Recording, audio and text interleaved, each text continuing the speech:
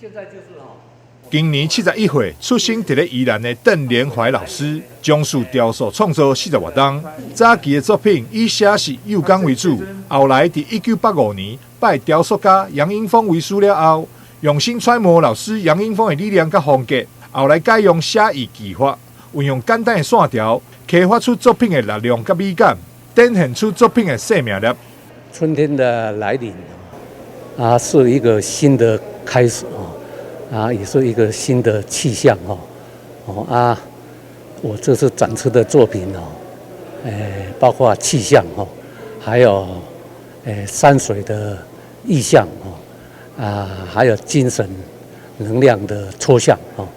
还有具地方特色的候鸟我本身非学院出身在有缘的机缘下进入杨英峰老师的门下为弟子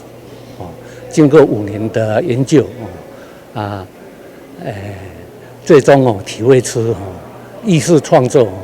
的不二法门那就是脱俗和超越的理念希望这次的展览能够给观赏者带来美感的回忆。邓连怀老师这出展出作品有着大量春天的元素，参详是人物、气象、山水，同一部写实写意等，让民众伫欣赏时体会自我内在升华。展览期间自即马开始到5月2号为止，欢迎喜爱艺术创作的市民大众一同来欣赏艺术之水。台南新闻张硕伟采访报道。这是广慈